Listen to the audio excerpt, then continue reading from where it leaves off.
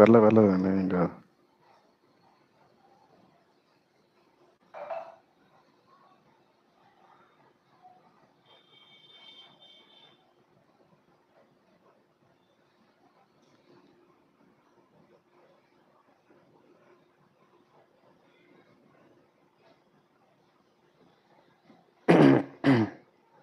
ఇంకా స్టార్ట్ అవునట్టుంది.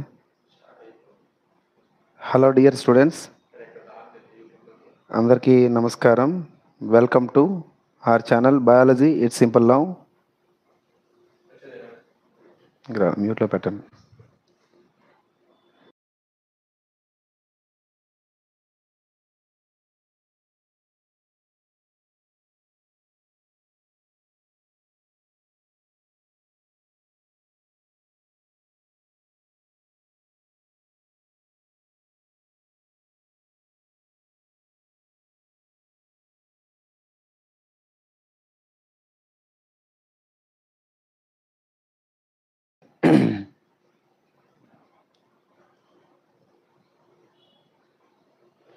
Hello dear students, అందరికీ నమస్కారం.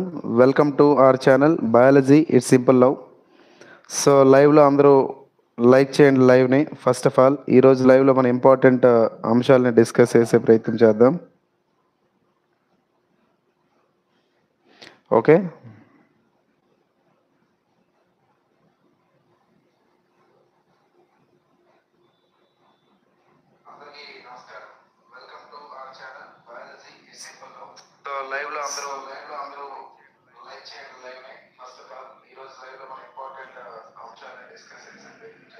Right dear students, welcome back.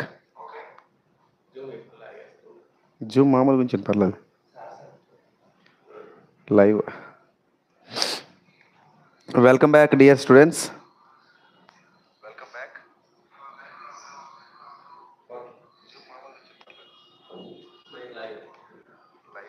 Okay, right dear students.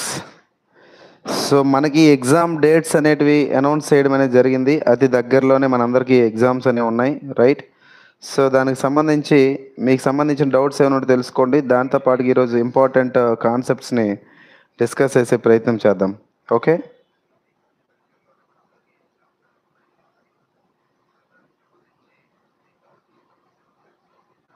So లైవ్ని like చేయండి దయచేసి. ఓకే, ఈరోజు లైవ్లో మనం డిస్కస్ చేయబోతున్నటువంటి అంశంలో భాగంగా టాప్ 1000 బిట్స్ ఏవైతే మనం డిస్కస్ చేస్తున్నామో, టాప్ 1000 బిట్స్లో గతంలో మనం అయితే కనుక హ్యూమన్ డైజెస్టివ్ సిస్టమ్ వాటికి సంబంధించి గుడ్ ఈవినింగ్ అండి అందరికీ. Sanjay good evening. రైట్, ఈరోజు ఏంటంటే ఈ టాపిక్లో భాగంగా మనం ఇప్పుడు ఏం డిస్కస్ చేస్తామంటే హ్యూమన్ ఎక్స్క్రెషన్కి సంబంధించినటువంటి ఇంపార్టెంట్ బిట్స్. హ్యూమన్ ఎక్స్క్రెషన్ సంబంధించి, ఓకేనా, హ్యూమన్ ఎక్స్క్రెషన్ అంటే ఏంది దానికి సంబంధించి. మరి ఇక్కడ ఎక్స్క్రెషన్ అంటూ ఉన్నామండి. సాధారణంగా మన జీవులు అనేటివి ఏవైతే ఉన్నాయో జీవుల యొక్క శరీరంలో, ఓకేనా, జీవుల యొక్క శరీరంలో వ్యర్థ పదార్థాలను బయటకు పంపడాన్నే విసర్జన అని చెప్పేసి మనం పిలవడం జరుగుతూ ఉంటుంది. అంతే కదా, విసర్జన అని చెప్పేసి మనం పిలుస్తూ ఉంటాం. ఓకేనా, ఈ విసర్జన అని చెప్పేసి మనం పిలుస్తాను. విసర్జనలో భాగంగా మనం ఏమేమి విసర్జిస్తూ ఉంటాం అంటే మానవ శరీరంలో ఉన్నటువంటి యూరియా మరియు యూరిక్ యాసిడ్ వంటి పదార్థాలను మనం సాధారణంగా విసర్జించడం అనేది జరుగుతూ ఉంటుంది. సో సాధారణంగా శరీరంలో ఉన్నటువంటి వ్యర్థ పదార్థాలను బయటకు పంపించడాన్నే ఏమని పిలుస్తారు సార్ అంటే ఎక్స్క్రెషన్ అని చెప్పి పిలుస్తూ ఉంటారండి. ఈ ఎక్స్క్రెషన్ అనేది ఏదైతే ఉందో ఒక లాటిన్ భాషా పదము. అందులో ఎక్స్ అంటే అవుట్ అని అర్థము. అదేవిధంగా ఓకేనా, అదేవిధంగా క్రీనర్ అంటే అర్థం ఏంటంటే షిఫ్ట్ అని అర్థం. ఓకేనా, సో దీని నుంచి వచ్చిన పదం ఏంటంటే ఎక్స్క్రెషన్ అని చెప్పేసి మనం చెప్పడం జరుగుతుంది. అందరికీ ఆడిబుల్ అండి, అందరికీ వినిపిస్తుందా? కొంచెం ఎస్ అని చెప్పి కామెంట్ చేయండి వినిపిస్తే. రైట్, ఒక లైవ్ని లైక్ చేయండి. 23 మంది లైవ్లో ఉన్నారు. So please like the live. Okay, right right right. Okay sir, యాప్లో కెమికల్ రియాక్షన్స్లో ఉన్నాయి సార్, చెప్తాం. రైట్, ఓకేనండి. సో సో చూడండి సార్, ఓకే ఒకసారి మాట్లాడదాం. సో శరీరంలో ఉన్నటువంటి వ్యర్థ పదార్థాలను బయటకు పంపించడాన్నే విసర్జన అని చెప్పేసి అంటాం. మనకి రైల్వే ఎగ్జామ్స్‌లోని మనం గుర్తుపెట్టుకోవాల్సిన అంశం ఏందంటే, శరీరంలో వ్యర్థ పదార్థాలనే బయటికి పంపిస్తా ఉంటాం. అలా పంపించే దానికి శరీర అవయవాలు చాలా ఉంటాయి. అందులో ప్రధానంగా ప్రధానంగా శరీరంలో ఉన్నటువంటి వ్యర్థ పదార్థాలు బయటికి పంపించడానికి ఉన్నటువంటి విసర్జక అవయవాలు ఏదంటే మూత్రపిండాలు అంటారు. ఓకేనా? మూత్రపిండాల తర్వాత చర్మం. ఓకేనా? చర్మం. చర్మం తర్వాత శరీరంలో కాలేయం. కాలేయం అంటే లివర్ అని చెప్పి చెప్తారు. చర్మం అంటే మనం స్కిన్ అని చెప్పేసి అంటాం. ఓకేనా? అదే విధంగా మనకి ఊపిరితిత్తులు కూడా ఒక రకంగా చెప్పాలంటే ఎక్స్‌క్రిటరీ ఆర్గాన్స్‌గానే మనం భావించాలి. ఓకేనా? ఊపిరితిత్తులు కూడా. ఊపిరితిత్తులు అంటే మనకు తెలుసు కదా! లంగ్స్ అని చెప్పి మనం పిలవడం జరుగుతా ఉంటది. ఓకేనా? సో, ఇవన్నీ కూడా excretory organs. Okay. Naidu we will speak together. ఓకేనా? క్లాస్ లైవ్ అయిన తర్వాత we will speak together. Right? Okay. So, ఊపిరితిత్తులు అనేటివి ఏవైతే ఉన్నాయో, ఊపిరితిత్తులు కూడా మనకు ఒక ఎక్స్‌క్రిటరీ ఆర్గాన్స్‌గా మనం భావిస్తా ఉంటాం. అంతే కదండీ! సరే, ఇప్పుడు మనం మాట్లాడాల్సింది ఏంటంటే, ఈ మూత్రపిండాలకు సంబంధించినటువంటి అంశాలు. ఓకేనమ్మా? సో, టాప్ బిట్స్‌లో భాగంగా మూత్రపిండాల యొక్క అధ్యయనాన్ని ఏమని పిలుస్తారు సార్ అంటే నెఫ్రాలజీ అని చెప్పేసి అంటారండి. మూత్రం గురించి అధ్యయనం చేయడాన్ని ఏమంటారంటే యూరాలజీ అంటారు. మానవ శరీరంలో మూత్రపిండాల సంఖ్య 2. 2 అనగా ఒక జత. ఓకేనా? మరి కుడివైపుగా ఉన్నటువంటి మూత్రపిండం అనేది కాస్త దిగువగా ఉంటుంది. So, the right kidney is lower than that of the left kidney. ఓకేనా? So, due to the presence of large liver. ఓకేనా? అతి పెద్ద కాలేయం అనేది ఉండడం వల్ల ఏందంటే, మనకి కాస్త దిగువగా కనిపిస్తా ఉంటది. దిగువగా కనిపిస్తా ఉంటదనమాట. ఓకేనా? మరి అదే విధంగా మూత్రపిండాలు అనేటివి ఏవైతే ఉన్నాయో మీ అందరికీ తెలిసిందే. చిక్కుడు గింజ ఆకారంలో మూత్రపిండాలని కనిపిస్తాయి. అంతే కదా! సో, మూత్రపిండాలు వచ్చేసరికి చిక్కుడు గింజ ఆకారంలో మనకు కనిపిస్తా ఉంటాయి. ఓకే. నెక్స్ట్ మరి ఇలాంటి మూత్రపిండాల యొక్క ఫంక్షన్స్ ఏంటి? ఓకేనా? విధులేంటి? తర్వాత డయాగ్రామ్ వేసి మాట్లాడుకుందాం. విధులు ఏంది సార్ అంటే, ఇవి సాధారణంగా వీటిని ఏమంటారంటే హైడ్రోస్టాటిక్ ఆర్గాన్స్‌గా మనం పిలుస్తామండి. మూత్రపిండాలను ఏమంటామంటే హైడ్రోస్టాటిక్ ఆర్గాన్స్, నీటి సమతుల్యత అవయవాలు అని చెప్పేసి పిలుస్తారు. అంటే శరీరంలో మనకి కావాల్సినటువంటి నీరు ఏదైతే ఉందో, ఆ నీటిని ఎంతవరకు ఉంచాలో అంత ఉంచి మిగతాది బయటికి పంపించే ప్రయత్నం చేస్తాయి కాబట్టి, నీటి సమతుల్యత అవయవాలుగా మనం చెప్తా ఉంటాం. ఓకేనా? అదే విధంగా ఇవేం చేస్తాయి సార్ అంటే బీపీని కంట్రోల్ చేస్తా ఉంటాయన్నమాట. బీపీని కంట్రోల్ చేయడంలో ప్రధాన పాత్ర పోషిస్తా ఉంటాయి. సార్ ఇక్కడ బీపీ అంటే బ్లడ్ ప్రెషర్ అని చెప్పి మనం పిలుస్తాం. బీపీ అంటే ఏంటండి? Blood pressure. బ్లడ్ ప్రెషర్ అంటే తెలుగులో రక్త పీడనం అని చెప్పి మనం పిలవడం జరుగుతూ ఉంటది. ఓకేనా? తెలుగులో ఏమని పిలుస్తామండి? రక్త పీడనం అంటారు. ఓకేనా? సో, సాధారణంగా మానవుని యొక్క రక్త పీడనం ఎంత సార్ అంటే 120/80 hg/m. నాన్న ఇది బిట్ సిరీస్. సో, కాన్సెప్ట్ అయితే స్లోగా చెప్పుకొని వెళ్ళొచ్చు. బిట్ సిరీస్ అంటే ర్యాపిడ్‌గా రివిజన్ అవ్వడం కోసమే ఇది మీకు చెప్పడం జరుగుతుంది. రైట్, ఇక్కడ క్వెషన్ అడుగుతాను చెప్పండి. ఇక్కడ 120 అనేది దేన్ని ఇండికేట్ చేస్తది? 80 అనేది దేన్ని ఇండికేట్ చేస్తదో కామెంట్ బాక్స్‌లో కామెంట్ పెట్టండి. 120 దేన్ని ఇండికేట్ చేస్తది? అదేవిధంగా 80 అనేది దేన్ని ఇండికేట్ చేస్తదో దయచేసి చెప్పండి. కామెంట్ చేయండి. So, please comment. 120/80లో 120 దేన్ని చూపిస్తది? చెప్పాలి సార్. 120/80లో 120 అనేది దేన్ని ఇండికేట్ చేస్తుంది? Systole. Very good. Very good. చెప్పాలండి. ఫాస్ట్‌గా కామెంట్ చేయాలి. సిస్టోల్, డయాస్టోలా? 120 నేను అడిగింది కేవలం 120. చెప్పాలి. What is the right answer here? 120 systole. Fast comment 31 మంది ఉన్నారు. ఒక్క లైక్ చేయండి లైవ్‌ని.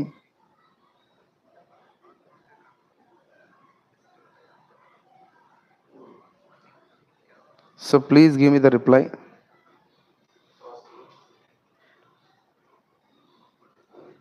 చెప్పాలండి. సంకోచం, వ్యాకోచం. Very good. ఇంకా చెప్పాలి సార్. రైట్.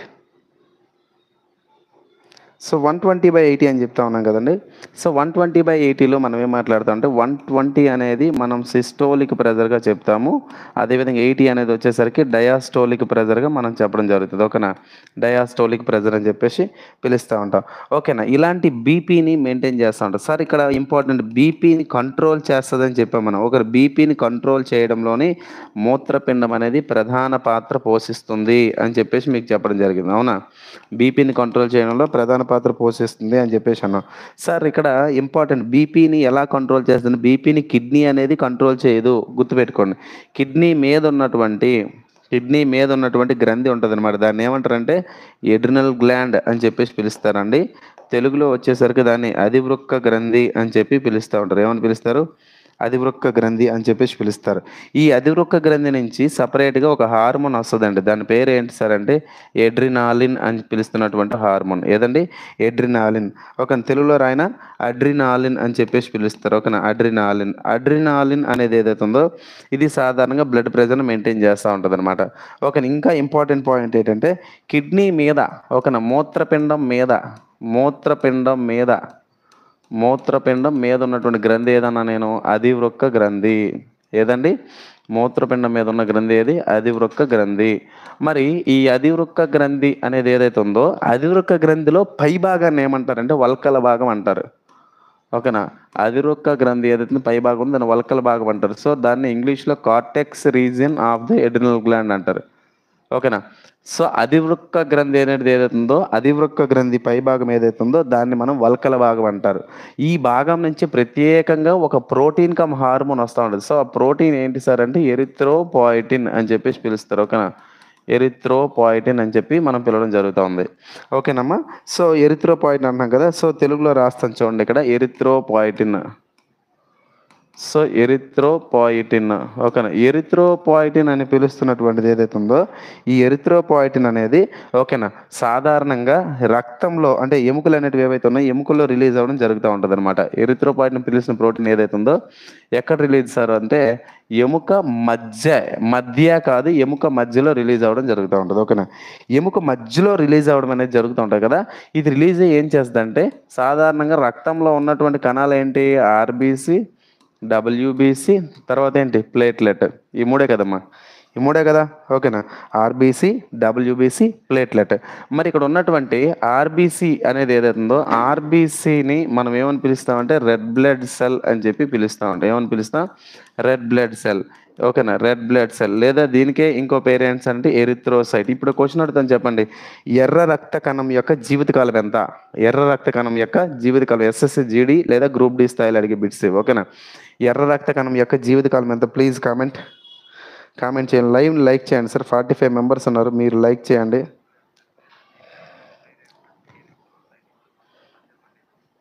ఎర్ర రక్త కణం యొక్క జీవితకాలం ఎంత? ఎర్ర రక్త కణం యొక్క జీవితకాలం ఎంత? ఆప్షన్స్ ఏమైనా ఇవ్వాలా? ఆప్షన్ 1 వచ్చేసరికి 120 days, option 2 110 days, option 3 90 days, option 4 9 to 11 days. చెప్పాలండి. What is the right answer here? 45 మంది ఉన్నారు లైవ్లో. లైక్ చేయండి దయచేసి. మీరు లైక్ చేస్తే నేను మరి కాసేపు ఎక్కువసేపు చెప్పడానికి అవకాశం ఉంటుంది అనమాట.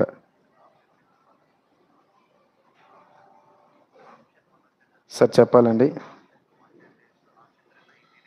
ఫాస్ట్గా ఆన్సర్ చేయాలి.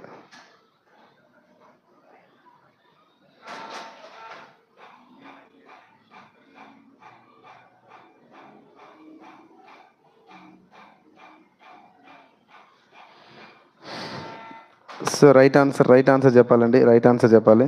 సో రైట్ ఆన్సర్ ఏంటంటే 120 డేస్ అనేది మనకి రైట్ ఆన్సర్ ఇక్కడ. ఓకే, 120 డేస్ అనేది రైట్ ఆన్సర్. ఓకే, మరి ఎముక మధ్య అని చెప్పేసి అన్నాం కదా. ఎముక మధ్యని ఇంగ్లీష్లో ఏమని పిలుస్తారు సార్ అంటే బోన్ మ్యారో అని చెప్పి పిలవడం జరుగుతుంది. ఏమని పిలుస్తాం? Bone marrow. ఈ బోన్ మ్యారో మధ్యలో ఈ ప్రోటీన్ అనేది వెళ్ళి రిలీజ్ అవ్వడం వల్ల ఏంటంటే ఆర్బీసీ అనేది ఉత్పత్తి అవుతూ ఉంటుంది.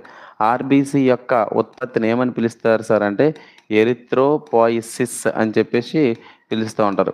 ఆర్బీసీ ఉత్పత్తి కావడానికి కారణమైనటువంటి ప్రోటీన్ ఏంది సార్ అంటే అది ఇప్పుడు మనం చెప్పుకున్నాం కదా, ఎరిథ్రోపాయిటిన్ అనేది ఏదైతే ఉందో ఇదే మనకు కారణంగా పిలిచాం. ఇది కిడ్నీ యొక్క ఫంక్షన్స్ మాట్లాడుకుంటూ వస్తున్నాం కదా. అదేవిధంగా ఇంపార్టెంట్ ఏంటంటే మూత్రపిండాలు అనేటివి ఏవైతే ఉన్నాయో, ఓకేనా, మూత్రపిండాలు అనే లేదా కిడ్నీస్ ఏవైతే ఉన్నాయో ఈ కిడ్నీస్ అనేవి సాధారణంగా గుర్తుపెట్టి సాధారణంగా నీటిని మరియు రక్తాన్ని, చాలా ఇంపార్టెంట్ బిట్ చెప్తా చూడండి, నీటిని మరియు రక్తాన్ని కేవలం వడపోస్తాయి. గుర్తుపెట్టుకోండి, వడపోస్తాయి అంటే ఫిల్టరేషన్ అని చెప్పేసి మనం అంటాం. ఏమని పిలుస్తామండి? ఫిల్టరేషన్ అంటాం. సో, కేవలం ఫిల్టరేషన్ చేయడంలో మాత్రమే ప్రధాన పాత్ర పోషిస్తాయి. అంతే తప్ప మీరు తప్పు చదువుతారు. చాలామంది ఇవి మూత్రపిండాలని శుద్ధి చేస్తాయి అంటారు. శుద్ధి చేయడం కాదు. అంటే శుద్ధి చేయడాన్ని ఇంగ్లీష్‌లో ఏమంటారు? ప్యూరిఫై చేయడం అంటారు. It is not purifying. Purifying అని ఎప్పుడు అనాలంటే ఇందులో ఉన్నటువంటి ఆక్సిజన్ ఉంచేసి రక్తంలో ఉన్నటువంటి కార్బన్ డయాక్సైడ్‌ని బయటికి రిమూవ్ చేస్తే, రక్తంలో ఉన్నటువంటి కార్బన్ డయాక్సైడ్‌ని బయటికి రిమూవ్ చేస్తే అది ప్యూరిఫికేషన్. ఫిల్టరేషన్ అంటే కేవలం రక్తంలో కార్బన్ డయాక్సైడ్ ఉందా, ఆక్సిజన్ ఉందా అనే విషయం మర్చిపోండి. కేవలం రక్తంలో ఎక్కడైతే వ్యర్థ పదార్థాలున్నాయో, వ్యర్థ పదార్థాలంటే ఇన్ సెన్స్ వేస్ట్ మెటీరియల్స్ అంటే నైట్రోజన్ గానీ, అమ్మోనియా గానీ, ఎక్సెస్ ప్రోటీన్స్ గానీ, అవసరం లేనటువంటి సీరం గానీ, క్రియాటినిన్ గానీ ఏవైతే ఉన్నాయో అవన్నిటిని బయటికి పంపిస్తే దట్ ఈజ్ డిఫరెంట్. ఓకేనా? సో, అది డిఫరెంట్ అని చెప్పేసి మనం అంటాం. ఓకేనా? గుర్తుపెట్టుకోండి. రైట్ నాన్న?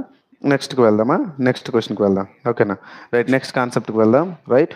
సో, లైక్ చేయండి. 44 మంది లైవ్‌లో ఉన్నారు. దయచేసి లైక్ చేయండి. లైక్ చేస్తే ఇంకా మంచి కాన్సెప్ట్ ఒక 20 మినిట్స్ దాకా మంచి కాన్సెప్ట్ చెప్తా, జాగ్రత్తగా మీరు లైక్ చేయండి. లైక్ చేస్తేనే కదా నాకు ఇచ్చే సపోర్ట్ మీరు. ఓకేనా? Please like the live. మీరు లైక్ చేయండి, కాన్సెప్ట్ మార్చేద్దాం. కిడ్నీస్ బొమ్మేసి మొత్తం అంతా చెప్పుకుంటూ వెళ్దాం. ఓకేనా? So, please like. మీరు లైక్ చేసే దానికోసం వెయిట్ చేస్తా ఉన్నా.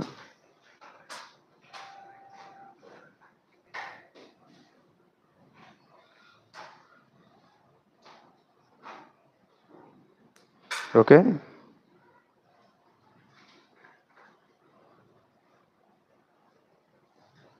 ఓకే. రైట్, చూడండి. ఇక్కడ మరి కిడ్నీస్ గురించి, ఫంక్షన్స్ గురించి మాట్లాడినప్పుడు బీపీని కంట్రోల్ చేస్తే ఇవన్నీ మాట్లాడుకున్నాం కదా!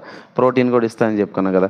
తర్వాత ఇంకొకటి ఏందంటే, మనం తెలుసుకోవాల్సినటువంటి అంశం మూత్రపిండాల గురించి మాట్లాడినప్పుడు మూత్రపిండాల యొక్క పొడవు 10 సెంటీమీటర్లు, వెడల్పు వచ్చేసరికి 4-5 సెంటీమీటర్లు, దాని యొక్క మందం వచ్చేసరికి 4-6 సెంటీమీటర్లు థిక్‌నెస్ అని చెప్పేసి మనం అంటాం.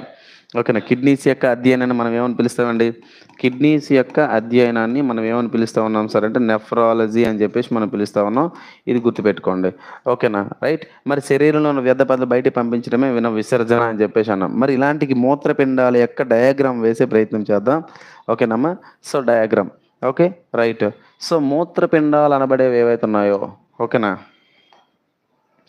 మూత్రపిండాలు అనబడేవి ఏవైతే ఉన్నాయో, మూత్రపిండాలు అనేవి పెద్ద రక్తనాళాలతో కనెక్ట్ అయి ఉంటాయండి. ఓకేనా? మూత్రపిండాలు అనేటివి ఏవైతే ఉన్నాయో ఇవి పెద్ద రక్తనాళాలతో కనెక్ట్ అయి ఉంటాయి. వీటిలే బ్లడ్ వెజల్స్ అంటారు. ఓకేనా? సో, ఇంపార్టెంట్ బిట్స్ చెప్తాను చూడండి ఇక్కడ. మూత్రపిండాలు అనేవి రక్తనాళాలతో కనెక్ట్ అయి ఉంటాయి. రైట్.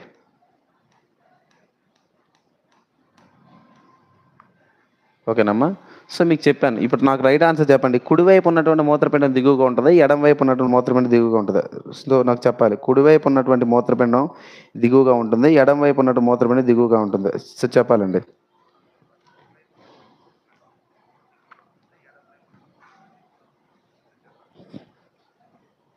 రైట్. సో, చూడండి, మనకి యాక్చువల్‌గా మానవ శరీరంలో మన యొక్క జీర్ణ వ్యవస్థను మనం గమనిస్తే, స్టమక్‌ని మనం గమనిస్తే ఇలా తీసుకునేటప్పుడు ఇటువైపుగా మనకొక పెద్ద కాలేయం కనిపిస్తా ఉంటది. ఏదమ్మా? కాలేయం. సో, దీన్ని తెలుగులో కాలేయం అని చెప్పి అంటారు. తెలుగులో అయితే లివర్ అని చెప్పి అంటారు. దీని యొక్క వెయిట్ ఎంతండి? 1.5 కేజీ. అంతే కదా! ఇది ఎటువైపు ఉంది? నేను ఇలా ఉన్నా. సో, నాకు రైట్ సైడ్ ఉందనమాట. అంతే కదా! నాకు రైట్ సైడ్ ఉందనమాట. సో, రైట్ సైడ్ ఉంది కాబట్టి ఎక్కడ కుడివైపు ఉన్నటువంటి ఓకేనా? కుడివైపు ఉన్నటువంటి కిడ్నీ ఏదైతే ఉందో కాస్త దిగువ కనిపిస్తది. ఓకేనా? మరి ఇక్కడ ఎడమ వైపు ఉన్నటువంటి కిడ్నీ అనేది ఏదైతే ఉందో కాస్త ఎగువగా కనిపిస్తా ఉంటదనమాట. కానీ రెండిటి యొక్క పరిమాణం కూడా మనం ఒకేలాగే కనిపిస్తా ఉంటదనమాట. ఓకేనా? ఇది ఎడమ మూత్రపిండం. ఓకేనా? ఇది ఎడమ మూత్రపిండం. ఓకేనా? ఇదేంటి? కుడి మూత్రపిండం, రైట్ కిడ్నీ అని చెప్పేసి అంటారు. ఓకేనా? Right kidney. సో, ఇది కుడి మూత్రపిండం అంటారు. ఓకేనమ్మా? సో, చూడండి, కిడ్నీ మీద ఓకేనా? 69 మంది లైవ్‌లో ఉన్నారు. దయచేసి లైక్ చేయండి. 69 మంది లైవ్‌లో ఉన్నారు. దయచేసి లైక్ చేయండి. ఓకేనా. సో మూత్రపిండం మీద మనకు టోపీ ఆకారం గ్రంథి కనిపిస్తుంది. దాన్ని మనం ఏమని పిలుస్తాం సార్ అంటే అధివృక్క గ్రంథి. నేను ఆల్రెడీ ఇప్పుడు చెప్పాను లైవ్ స్టార్టింగ్‌లో. అధివృక్క గ్రంథిని ఇంగ్లీష్‌లో ఎడ్రినల్ గ్లాండ్ అని చెప్పేసి మనం పిలవడం జరుగుతా ఉంది. ఓకేనా. ఎడ్రినల్ గ్లాండ్ నుంచి వచ్చినటువంటి హార్మోన్ ఏంటంటే ఎడ్రినాలిన్ అని చెప్పేసి పిలుస్తారు. ఏమని పిలుస్తారండి? ఎడ్రినాలిన్ అని చెప్పి మనం పిలవడం జరుగుతా ఉంది. ఓకేనా, గుర్తుపెట్టుకోండి. ఇప్పుడు ఎడ్రినాలిన్ పిలిచినట్టు హార్మోన్ ఏదైతే ఉందో దీన్ని మనం ఫ్లైట్ ఆర్ ఫైట్ హార్మోన్ అని చెప్పి పిలుస్తామండి. Flight or fight hormone. ఓకేనా. ఫ్లైట్ ఆర్ ఫైట్ హార్మోన్ అని చెప్పి మనం పిలవడం జరుగుతూ ఉంటుంది, గుర్తుపెట్టుకోండి. అదేవిధంగా ఈ హార్మోనే బీపీని కంట్రోల్ చేయడంలోనే, అదేవిధంగా హార్ట్ బీట్ హృదయ స్పందనలను కంట్రోల్ చేయడంలోని, మరి కన్ను యొక్క రెప్పలు ఉంటాయి కదా, కంటి రెప్పలు కొట్టుకోవడంలో కూడా ప్రధాన పాత్రను పోషిస్తూ ఉంటాయి. ఏమంటే ఇక్కడ ఉన్నటువంటి ఎడ్రినాలిన్ హార్మోన్ అని చెప్పేసి అంటాం. ఓకేనా, రైట్ అండి. మరి ఇక్కడ ఎడ్రినల్ గ్లాండ్ అనుకున్నాం కదా, మరి ఇక్కడ ఇంపార్టెంట్ కిడ్నీకి మీద ఉన్నటువంటి భాగాన్ని ఏమంటారు సార్ అంటే వల్కలం అని చెప్పేసి పిలుస్తారు. ఏమని పిలుస్తారు? వల్కలం. దాన్నే కార్టెక్స్ అంటారు. కిడ్నీకి లోపట పక్క ఉన్నటువంటి భాగాన్ని ఏమంటారంటే మెడుల్లా అని చెప్పి పిలుస్తారు. ఏమని పిలుస్తారు? మెడుల్లా. దాన్నే మనం తెలుగులో దవ్వ అని చెప్పేసి పిలుస్తారు. ఏమని పిలుస్తారండి? దవ్వ అంటారు. ఓకే, 77 మంది ఉన్నారు లైవ్లో. దయచేసి లైక్ చేయండి. లైక్ చేస్తే మరి కొద్దిగా ఎక్కువసేపు చెప్పుకోవడానికి మనకి అవకాశం ఉంటుంది అనమాట. ఓకేనా, దవ్వ. ఇప్పుడు ఇంపార్టెంట్ ఏంటి సార్ అంటే మనం తెలుసుకోవాల్సింది, ఇక్కడ మూత్రపిండానికి వలకలం వైపుగా గ్రంథి ఉందా, దవ్వ వైపు ఉందంటే వలకలం వైపు. ఏది? ఎడ్రినల్ గ్లాండ్ అని చెప్పేసి అన్నాం. ఓకేనా. ఇక్కడ మూత్రపిండాల యొక్క విధి ఏంటి సార్? మూత్రపిండాల యొక్క విధి ఏంటి సార్ అంటే రక్తము మరియు నీరు ఈ రెండింటిని కూడా శుద్ధి చేస్తాయా, వడపోస్తాయా? కామెంట్ పెట్టండి. శుద్ధి చేస్తాయా, వడపోస్తాయా? ప్యూరిఫై చేస్తాయా, ఫిల్టర్ చేస్తాయా? రక్తాన్ని, నీటిని చెప్పాలి. రక్తాన్ని, నీటిని శుద్ధి చేస్తాయా, వడపోస్తాయా?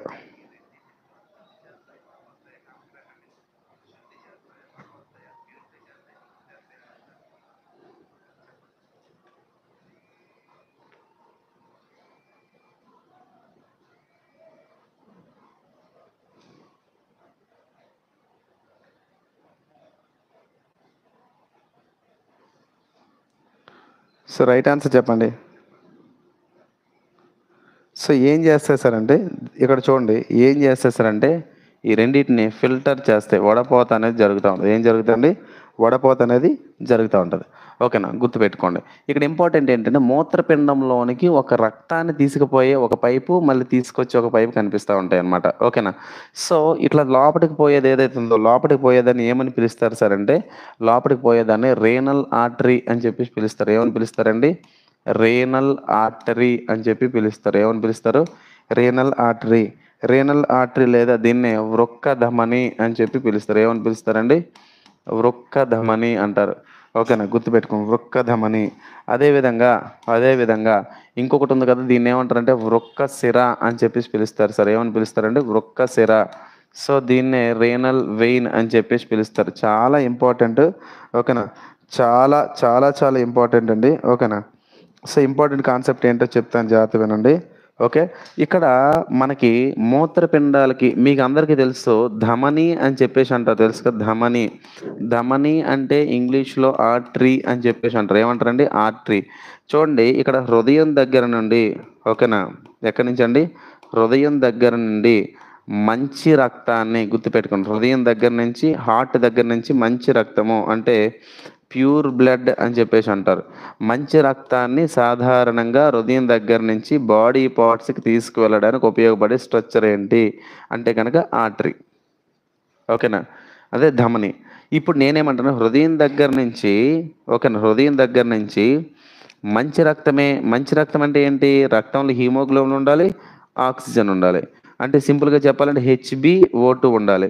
ఓకేనా, వీడినే మనం ఏమని పిలుస్తాం? HbO2ను ఆక్సీ హీమోగ్లోబిన్. సో ఆక్సీ హీమోగ్లోబిన్తో కూడినటువంటి రక్తం ఏదైతే ఉందో ఈ రక్తం ఎక్కడికి వెళ్తుంది సార్? మనకి హృదయం దగ్గర శరీర భాగాలకు వెళ్తుంది. ఆ వెళ్ళే ప్రాసెస్లోనే మూత్రపిండం ఉంది చూసారా? మూత్రపిండం అంటే ఏంటి? కిడ్నీ కదా. ఓకేనా, కిడ్నీ దగ్గరికి వెళ్తుంది.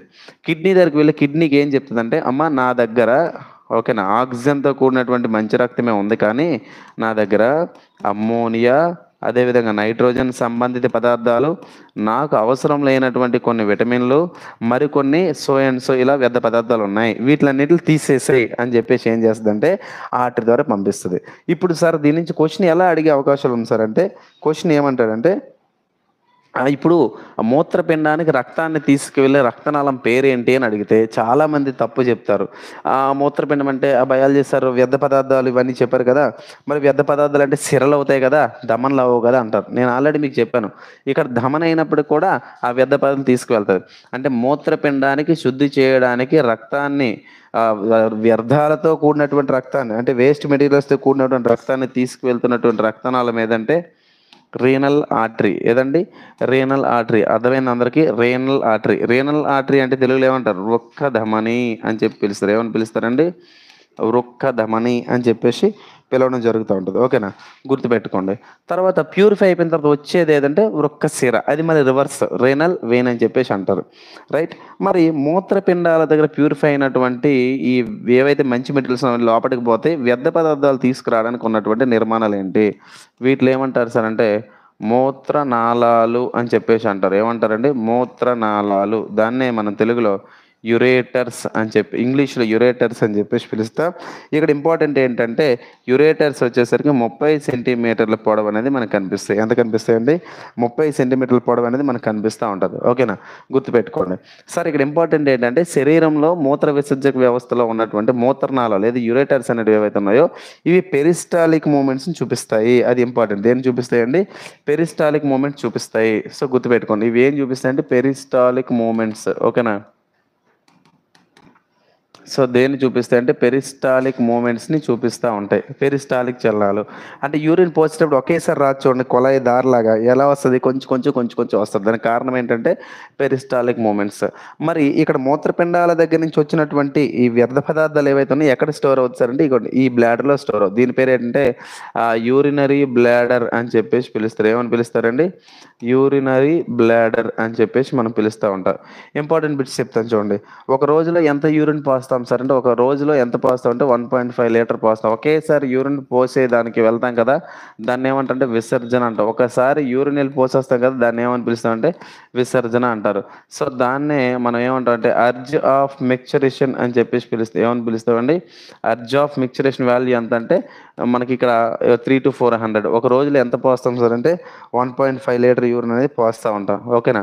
గుర్తుపెట్టుకోండి 1.5 లీటర్. అదేవిధంగా ఒక రోజుకి మూత్రపిండాలు 170 లీటర్ల నీటిని ఫిల్టర్ చేస్తాయి.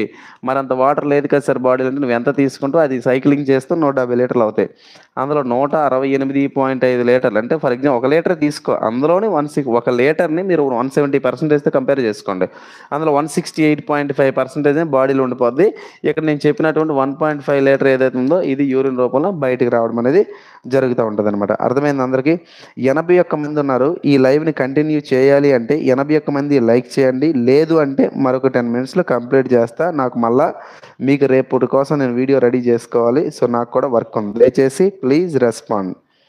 Please like the live. లైవ్‌ని లైక్ చేయండి ప్లీజ్.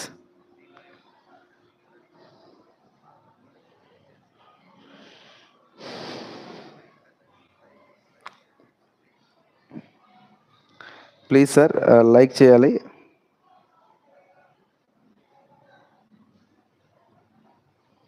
సో, 75 మంది లైవ్‌లో ఉన్నారు. దయచేసి లైక్ చేయండి.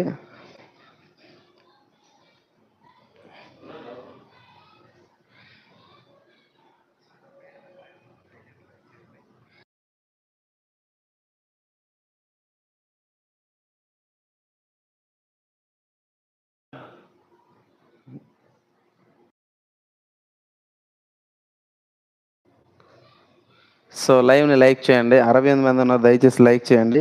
ఓకే. మరి ఇక్కడ మూత్ర విసర్జక వ్యవస్థలో ఓకేనా? మూత్ర విసర్జక వ్యవస్థలోని యూరిన్ అనేది ఎలా తయారవుద్ది? ఓకేనా? యూరిన్ అనేది ఎలా తయారవుద్ది అది కూడా తెలుసుకునే ప్రయత్నం చేద్దామండి. ఓకే. రైట్. ఇప్పుడు మనం తెలుసుకోబోతున్నటువంటి అంశం చాలా important.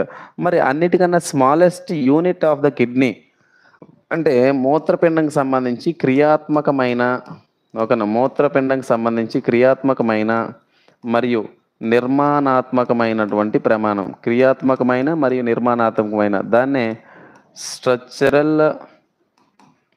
Structural and functional unit of kidney. Answer ఏంటో కామెంట్ చేయండి. Structural and functional unit of kidney. ఇక్కడ ఆన్సర్ ఏంటో కామెంట్ చేయాలి. కామెంట్ చేసి ఆన్సర్ రైట్ ఆన్సర్ చెప్పండి. ఇమ్మీడియట్‌గా మంచి కాన్సెప్ట్ చెప్పుకునే ప్రయత్నం చేద్దాం. చెప్పాలి. So, what is the right answer? Structural and functional unit of kidney. మూత్రపిండాల యొక్క క్రియాత్మకమైన మరియు నిర్మాణాత్మకమైనటువంటి ప్రమాణం ఏంటి? మూత్రపిండాల యొక్క క్రియాత్మకమైన మరియు నిర్మాణాత్మకమైనటువంటి ప్రమాణం ఏంది సార్ అంటే నెఫ్రాన్ అని చెప్పేసి అంటాం, లేదా దాన్నే మూత్రకేశనాళిక అని చెప్పేసి పిలుస్తారు. ఏమని పిలుస్తారండి? మూత్ర కేశనాళిక అని చెప్పేసి మనం పిలవడం జరుగుతుంది. ఓకేనా? తర్వాత ఇలాంటి నెఫ్రాన్స్ అనేటివి ఏవైతే ఉన్నాయో సాధారణంగా ఒక్కొక్క కిడ్నీలో మనకి మిలియన్ సంఖ్యలో ఉంటాయి అన్నమాట. సో ఫర్ ఎగ్జాంపుల్ మనకి 40 సంవత్సరాల వయసు తర్వాత ప్రతి 5 సంవత్సరాలకి ఒక 10% అనేది తగ్గుతూ వస్తూ ఉంటాయి అన్నమాట నెఫ్రాన్స్. ఓకేనమ్మా? రైట్. నెఫ్రాన్ అనేది ఏదైతే ఉందో ఇదే మనకి బ్లడ్ని, ఓకేనా, ఇదే మనకి బ్లడ్ని అదేవిధంగా వాటర్ని ఈ రెండింటిని కూడా ఫిల్టర్ చేయడంలో, ఓకేనా, ఈ రెండింటిని కూడా ఫిల్టర్ చేయడంలో ప్రధాన పాత్ర పోషిస్తూ ఉంటాయి. ఓకేనా? ఇది చాలా చాలా ఇంపార్టెంట్ అండి. మరి నెఫ్రాన్ గురించి చదువుకునే ముందు కిడ్నీ యొక్క నిలువు కోతని మనం ఒకసారి తెలుసుకునే ప్రయత్నం చేద్దాం. కిడ్నీ యొక్క నిలువు కోత. ఇగోండి కిడ్నీ యొక్క నిలువు కోతను తీసుకునేటప్పుడు మనకి ఇలా కనిపిస్తూ ఉంటుంది అనమాట. నేను ఇదంతా బిట్ రివిజన్ సిరీస్ క్లాసెస్ ఏవైతే ఉన్నాయో వాటికి సంబంధించి మనం డెప్త్గా చెప్పుకోవచ్చు. ఓకేనా? సో కిడ్నీ లోపలికి వెళ్తున్నటువంటి ఇగోండి ఒక రక్తనాళం, ఏది రీనల్ ఆర్టరీ, దాన్నే వృక్కధమని అంటారు. ఏమంటారండి? వృక్కధమని. వృక్కధమని. దీన్ని ఏమంటారు? వృక్క శిర. దీన్ని ఏమంటారు? మూత్రనాళం. మూత్రనాళం. వృక్క శిరని ఏమంటారు సార్ అంటే, ఓకేనా, వృక్క శిరని ఏమంటారంటే రీనల్ వెయిన్. వృక్క శిరని రీనల్ వెయిన్ అంటారు. మూత్రనాళాన్ని ఏమంటారంటే యురేటర్ అని చెప్పేసి మనం పిలవడం జరుగుతూ ఉంటుంది. ఓకేనమ్మా? వృక్క ధమని వచ్చేసరికి రీనల్ ఆర్టరీ. Renal artery. 46 మంది లైవ్లో ఉన్నారు, దయచేసి లైక్ చేయండి. గుడ్ ఈవినింగ్ అండి. ఓకేనా? సరే, ఇక్కడ ఈ మూత్రపిండంలో ఒక కట్టింగ్లో మనం తీసుకుంటే ఇటువైపుగా మనకి శంకు ఆకారంలో కొన్ని నిర్మాణాలు కనిపిస్తూ ఉంటాయి. కోన్ షేప్లో ఇలా నిర్మాణాలు కనిపిస్తూ ఉంటాయి. ఏ షేప్లో అండి? కోన్ షేప్లో నిర్మాణాలు కనిపిస్తూ ఉంటాయి. ఈ కోన్ షేప్లో ఉన్నటువంటి నిర్మాణాలను ఏమంటారు సార్ అంటే రేనల్ క్యాలిస్. ఏమని పిలుస్తామండి? Renal Kallis. దీన్నే వృక్క క్యాలిస్ అని చెప్పి పిలుస్తాం. ఏమని పిలుస్తామండి? వృక్క క్యాలిస్ అని చెప్పేసి మనం పిలవడం జరుగుతూ ఉంటుంది. ఓకేనా? ఇలాంటి వృక్క క్యాలిస్ల మీద ఇలా మనకి చూస్తే కనుక ఆ దారాల వంటి నిర్మాణాలు మనకి మైక్రోస్కోపిక్ స్ట్రక్చర్లో కనిపిస్తాయి. ఈ దారాల వంటి నిర్మాణాలనే మనం ఏమని పిలిచాం సార్ అంటే నెఫ్రాన్స్ లేదా మూత్రకేశనాళిక అని చెప్పి పిలిచామండి. ఏమని పిలిచామండి? నెఫ్రాన్స్ లేదా మూత్రకేశనాళిక అని చెప్పేసి మనం పిలవడం జరిగింది. ఓకేనా? మరి ఇది మీకు తెలుసు, కిడ్నీకి మీద భాగం ఏదైతుందో వల్కలం అని చెప్పేసి అన్నాం. దీన్నే మనం కార్టెక్స్ అని చెప్పాం. మరి లోపల ఉండే భాగాన్ని ఏమని పిలుస్తున్నామంటే మెడుల్లా అని చెప్పేసి పిలుస్తూ ఉన్నాం. మెడుల్లా. మరి ఈ మధ్యలో ఉన్నటువంటి భాగం ఏదైతే ఉందో దీన్ని మనం ఏమంటాం అంటే పెల్విస్ అని చెప్పేసి పిలుస్తాం. పెల్విస్. సో తెలుగులో మనం వృక్కద్రోణి అని చెప్పి పిలుస్తాం. ఏమని పిలుస్తామండి? వృక్కద్రోణి అని చెప్పేసి మనం పిలవడం జరుగుతుంది. ఓకేనా? ల్యాప్టాప్లో పోర్ట్రైట్ వస్తుంది, ఎలా చేంజ్ చేసుకోవాలి అంటే ఇప్పుడు మనం పెట్టేది హార్జెంటల్గా పెట్టాం కాబట్టి ఇది పోర్ట్రైట్గా వచ్చిద్దమ్మా. ఓకేనా? సో బేసికల్గా నాకు కూడా కంప్లీట్గా ఐడియా లేదు దీని మీద. Okay, right. ఓకే, మరి ఇక్కడ ఏంటంటే ఇక నాకు కూడా అంతే, నాకు కూడా ఇలానే వస్తాం. ఓకేనా? రైట్. సో చూడండి, సో ఇక్కడ ఏంటంటే మనం ఏపీ పోలీస్ పాయింట్ ఆఫ్ వ్యూలో క్వశ్చన్స్ ఎలా ఇస్తాడు సార్ అంటే మూత్రం తయారయ్యే విధానానికి సంబంధించి లోపల నుంచి బయటకు, బయట నుంచి లోపలికి అవయవాలని, ఆర్గాన్స్ని ఆర్డర్లో పెట్టమంటాడు. సో మనం బయట నుంచి కాదు లోపల నుంచి వద్దాం. ఫస్ట్ అక్కడ నెఫ్రాన్, అంతే కదా, నెఫ్రాన్ మూత్రకేశనాళిక. నెఫ్రాన్ తర్వాత ఏది? వృక్క క్యాలిస్. వృక్క క్యాలిస్ ఎక్కడ ఓపెన్ అయింది? వృక్క ద్రోణి. సో పెల్విస్లో ఓపెన్ అయింది. పెల్విస్ నుంచి ఎక్కడికి వచ్చిందండి? యురేటర్, మూత్రనాళం. యురేటర్ నుంచి యూరిన్ అనేది ఎక్కడికి పోతూ ఉంటుంది? Urinary bladder. ఎక్కడ పోద్దండి? Urinary bladder. యూరినరీ బ్లాడర్ అంటే మూత్రాశయం. యూరినరీ బ్లాడర్ నుంచి యూరిన్ అనేది ఎక్కడ పోతుందండి? యురెత్రా అంటే తెలుగులో ఏమంటారు? ప్రసేకం అంటారు. ప్రసేకం తర్వాత మేల్ అయితే మేల్ సెక్స్ ఆర్గాను, ఫీమేల్ అయితే ఫీమేల్ సెక్స్ ఆర్గాన్ ద్వారా బయటికి వెళ్ళిపోవడం అనేది జరుగుతూ ఉంటుంది. ఓకేనా? ఇది గుర్తుపెట్టుకోండి. ఓకేనమ్మా? రైట్. ఇది ఆర్డర్లో కానిస్టేబుల్ కానీ రైల్వే పరీక్షలు కానీ ఇలా ఆర్డర్లు అడిగే అవకాశం ఉంది. ఓకేనా? రైట్. ఇప్పుడు ఈ క్లాస్ చూస్తున్నటువంటి అభ్యర్థులు ఎవరైతే ఉన్నారో, లైవ్ చూస్తున్న అభ్యర్థులు, మీకు నేను చెప్పినటువంటి క్లాసెస్‌కి సంబంధించినటువంటి మెటీరియల్ కావాలి అంటే 8341732875 ఇది నా నంబర్ అండి. ఈ నంబర్‌కి వాట్సాప్‌లో ఐ నీడ్ మెటీరియల్ అని చెప్పేసి పెట్టి, మీరు ఫోన్‌పేలో ₹149 పే చేసి స్క్రీన్‌షాట్ అని పెడితే గనక, మీకు దాదాపుగా నేను ప్రిపేర్ చేసిన మెటీరియల్ నేను ఓన్ హ్యాండ్ రిటెన్‌తో రాసిన 150 పేజీల మెటీరియలు, దీంతో పాటుగా మూడో తరగతి నుంచి 10వ తరగతి దాకా ఉన్నటువంటి బయాలజీ ఏదైతే టెక్స్ట్ బుక్కుల్లో ఉందో గవర్నమెంట్ ఎన్‌సీఈఆర్‌టీ టెక్స్ట్ బుక్కుల్లో, దాన్ని నేను పూర్తిగా తెలుగు మీడియంలో తయారు చేసినటువంటి మెటీరియల్. ఇది ప్రింటింగ్ మెటీరియల్. మీరు అంటే నేనే ప్రింటబుల్ దాన్ని పీడీఎఫ్ చేశాను. అండ్ అదే విధంగా ఇక్కడ ఉన్నటువంటి 150 పేజెస్ అప్ టు ఇంటర్మీడియేట్ దాకా ఉన్న కాన్సెప్ట్ ఏదైతే ఉందో ఇది కలిపి మీకు ₹149కి మీరు బయట జిరాక్స్ కూడా తీసుకోవచ్చనమాట. ఓకేనా? సో, ఆ విధంగా మీకు అందిస్తా ఉన్నాము. సో, దీనికి కావాలి అంటే గనక వాట్సాప్‌లో నాకు మెసేజ్ చేయండి నంబర్‌కి. ఓకేనమ్మా? రైట్. లైవ్‌లో ఇప్పటిదాకా ఉన్న వాళ్ళందరికీ కూడా thank you. Thanks for watching this live. Thank you very much. Have a nice day.